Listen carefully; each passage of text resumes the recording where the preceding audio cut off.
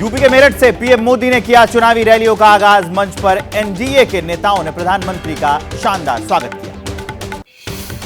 PM Modi ने भ्रष्टाचार के मुद्दे पर विपक्ष को घेरा, कहा भ्रष्टाचार हटाओ और भ्रष्टाचारी को बचाओ के बीच है ये लोकसभा का चुनाव। पीएम मोदी ने मेरठ की चुनावी रैली से भरे हुंकार। तीसरी बार मोदी सरकार और 4 जून 400 पार का दिया नारा। बोले देश को अभी बहुत आगे लेकर जाना है। मेरठ की चुनावी रैली में सीएम योगी बोले ये चुनाव फैमिली फर्स्ट बनाम नेशन फर्स्ट का है। मोदी की गारंटी पर यूपी को यकीन।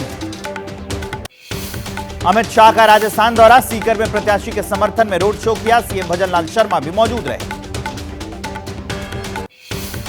दिल्ली में इंडिया गठबंधन की लोकतंत्र बचाओ रैली। कांग्रेस ने की सीएम केजरीवाल और हेमंत सोरेन को रिहा करने की मांग। मंच से विपक्ष ने बीजेपी को हराने की हुंकार भरी।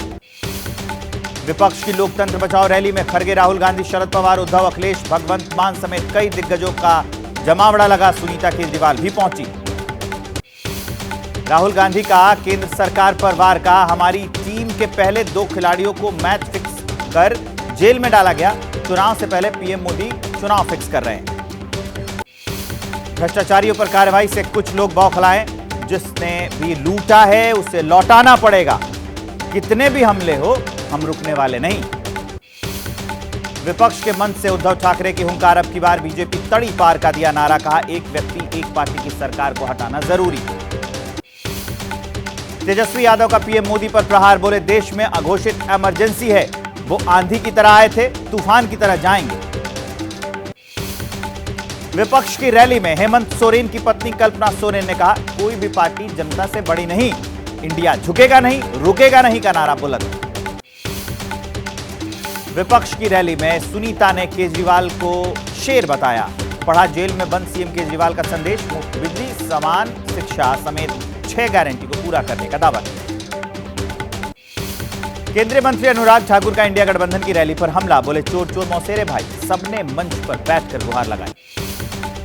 अखिलेश यादव ने चुनावी चंदे पर बीजेपी को घेरा। बीजेपी पर लगाया ईडी और सीबीआई के जरिए चंदा वसूलने का आरोप। इंडिया ब्लॉक पर बीजेपी प्रवक्ता सुधांशु त्रिवेदी का हमला, कहा गुनाहों को छुपाने के लिए एकजुट हो रहे हैं। विपक्ष की रैली पर बोले हरदीप सिंह पुरी गलत नैरेटिव फैलाने की कोशिश हो रही।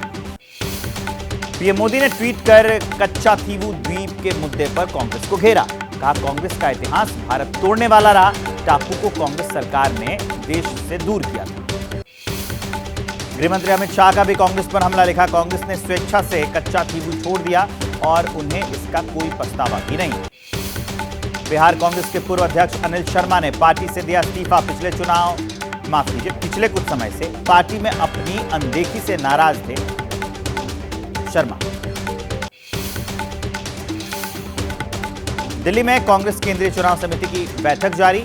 बिहार की सीटों पर लग सकती है मोहर। बिहार में 9 सीट पर कांग्रेस चुनाव लड़ सकती है।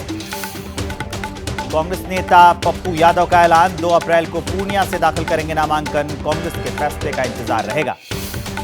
यूपी में पल्लवी पटेल के साथ मिलकर तीसरे मोर्चे का ओवैसी ने ऐलान कर दिया। कहा दलित और मुसलमान का हो रहा है दमन, जनता पीडीएम गठबंधन का साथ देगी।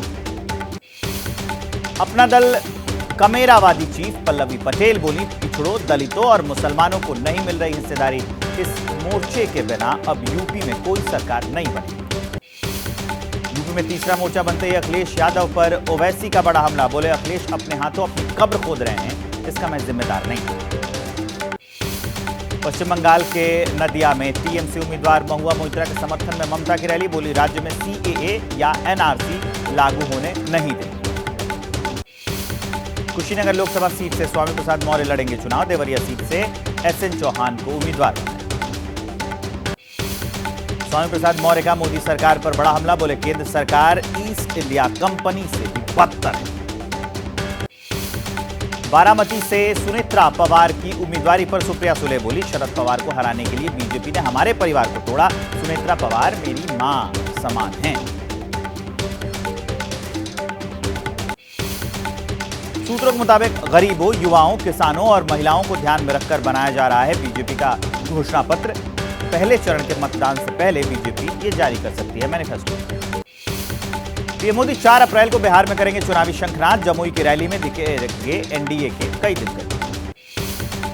आज से मध्य प्रदेश में कांग्रेस का एक वोट एक नोट अभियान, पार्टी का खाता सीज करने का मुद्दा मतदाताओं तक ले जाने की तैयारी है। इसके माध्यम से गढ़वाल सीट से बीजेपी उम्मीदवार अनिल बनूली ने प्रचार में झोंकी ताकत, पौड़ी गढ़वाल में समर्थकों के साथ भव्य रोड शो किया।